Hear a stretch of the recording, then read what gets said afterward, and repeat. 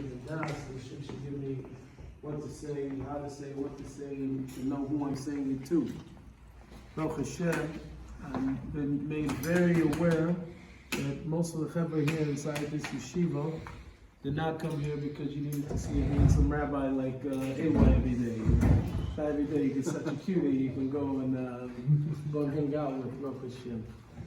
And as a result, unfortunately, of Hashem sometimes sending us to the darkest times and the darkest places, what happens is, because we've had it so hard, and then after that we get it so soft, right? And so it's always hard to figure out the balance of what is it that I really need to grow, what it is I really need to push myself. Especially in these doors, in this generation, is very, very hard. There was something said by the Rebbe P.S. Esner Rebbe, and he said that before the war, the way that Hashem led the way that Hashem was managing the world was much more so in the way of din. It was much more harder before the war. After the war, it's only by love, and I think it's by love and chesed. I think those were the two. Somebody correct me if I'm wrong. I think it was by love and chesed. So we stand at a time right now where there's so much din, so much chesed, so much love. Everything's all over the place and out of the place, and nobody really knows exactly what to apply it and when to apply it. And Ramchal says in the beginning of Mesilat Yesharim, said that as a result of people studying Torah, studying it very, very hard and very, very hard, they could be Talmidei Chachamim. It was making no differentiation between where the people were in terms of the Torah study. But he said, but neglecting to study works of Musar and studying them properly, then it's very, very hard for a person to know which meter to apply and at what time and which time or whatever.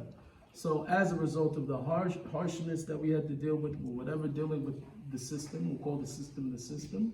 And then after that, then we have to deal with all the pampers and all the softness and everything else. First off, you should know that there's one major nakuda that everybody needs to know, that Hashem is head over the heels in love with every single one of us. Every single one of us. Anytime a person, and I know you hear it, but hear it from me, I'm telling you, I came from the furthest places. Hashem is head over the heels in love with every single one of you, and He will do anything that He possibly can to call out to a person, even if it's something that in our own level of understanding we think is unfair, unjust, not right. Most of the day, Rabbi Nachman says that every single moment of the day, Hashem is doing everything He can to try to wake a person up just a little bit, to notice that He's there, just to notice that I'm here and I'm calling for you. I'm not coming to hurt you, but I know what's best for you, and I am what's best for you. So I'm doing everything in my power in order to wake you up just a little bit, that I can have you close to me, because I know that once you're by me, that everything is going to be smooth sailing. It's going to be okay. Not meaning that we won't have any ups and downs, but a person that has Hashem knows how to live. He knows how to weather the storm. Like Rabbi Akiva, when he was going in the tides, he knew when to duck his head, and when he was able to live with Hashem, even in the water, even in the hardest places.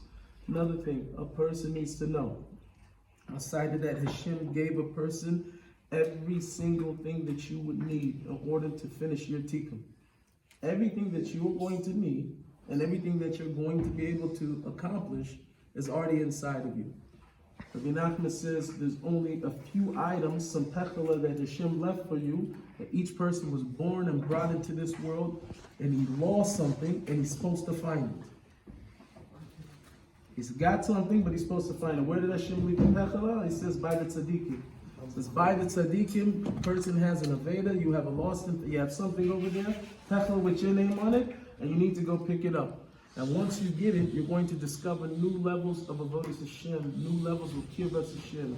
You are going to start flying. You're going to have emunah like you've never had emunah before. And you are going to know Hashem. One time, one of the maskilim came to Rav Nissim Black, and he asked him over there, he says, how do you know there's a Hashem? Have you seen him? He said, yeah, I saw Hashem. He said, are you sure? Yeah, have you seen Hashem? He said, no, I saw Hashem. Meaning, a boy side, there's an emunah in Hashem that's so real and it's so tangible that it says if the person saw Hashem. It's a real thing. It says if the person saw Hashem himself, because the emunah is so strong in Hashem and it's so real that it's as if I saw him. Case in point, how do we know? Right? What comes out of emunah? Bitachon, right?